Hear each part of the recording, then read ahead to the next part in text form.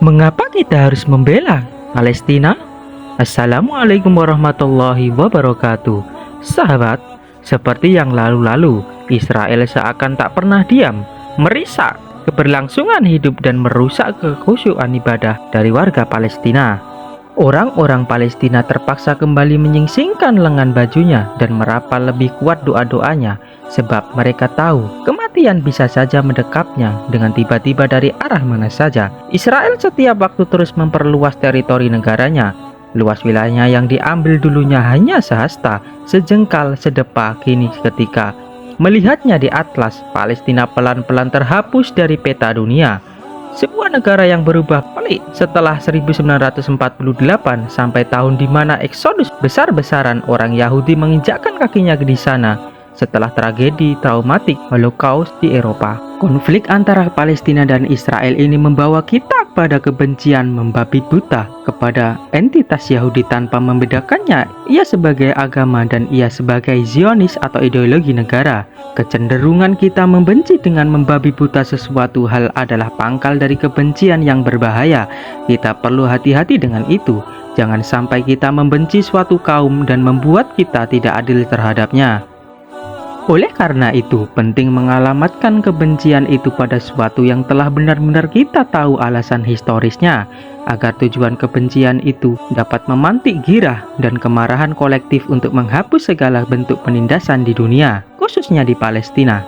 Yahudi di Israel sama seperti agama lain dalam suatu negara di mana penganutnya memiliki ragam aliran, sebagaimana bermacam Islam yang kita anut di Indonesia.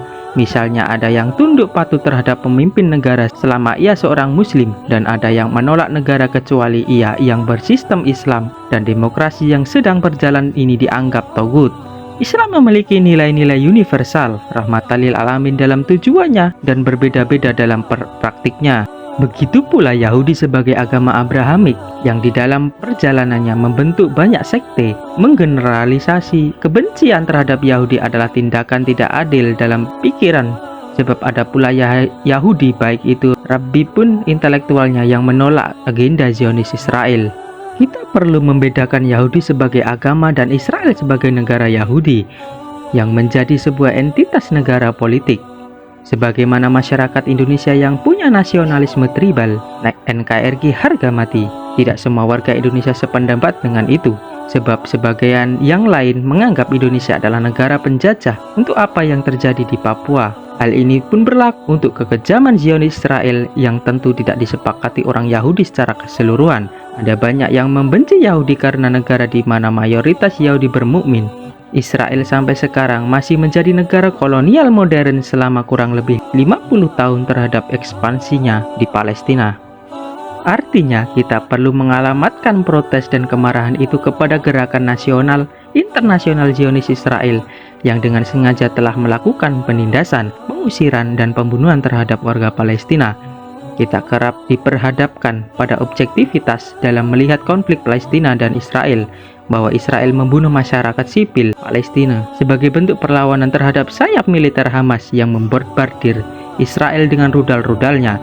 Lalu kita mulai menyepakati bahwa di setiap perang tak ada jalan damai dengan kekerasan karena perang akan memakan korban di kedua kubu, dan mulai memandang bahwa memberikan perlawanan militer ke Israel adalah tindakan yang salah.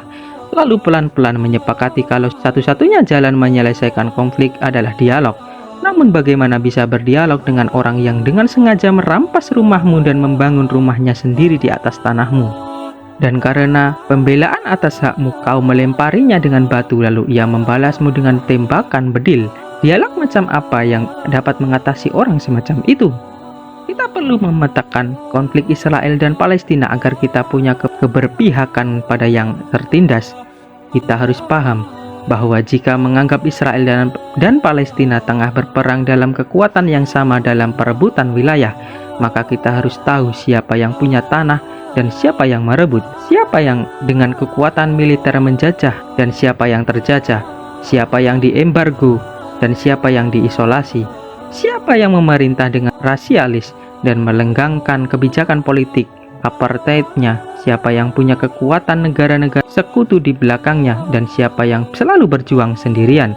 Ketika semua itu sudah terjawab, maka empati kita sudah tahu ditujukan kepada siapa.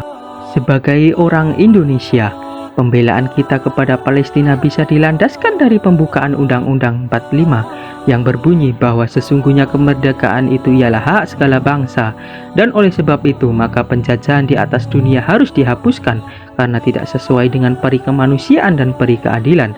Dengan semangat yang telah dirumuskan para pendiri bangsa itu, seharusnya kita marah ketika melihat Palestina, negara awal yang mengakui keberadaan Indonesia, yang masih terjajah. Sebagai Muslim, kita dapat berpegang pada sabda Rasulullah SAW, "Tolonglah saudaramu yang berbuat zalim dan yang dizalimi." Hadis riwayat Sahih Bukhari. Karena seyogyanya kita saudara, maka ketika saudara menangis, jika tidak bisa membantunya melawan, setidak-tidaknya kita menyeka air matanya. Sebagai manusia, kita tidak bisa melandaskan keberpihakan kita pada Deklarasi Universal HAM Pasal 3. Setiap orang berhak atas kehidupan, kebebasan, dan keselamatan sebagai individu, bahwa manusia berhak hidup merdeka dan tidak hidup dalam keterjajahan. Dan sebagai intelektual, sebagaimana yang disebut oleh Edward Said, maka intelektual tak dapat diapolitis sebab ia bertugas mempresentasikan penderitaan kolektif dan menguniversalkan krisis.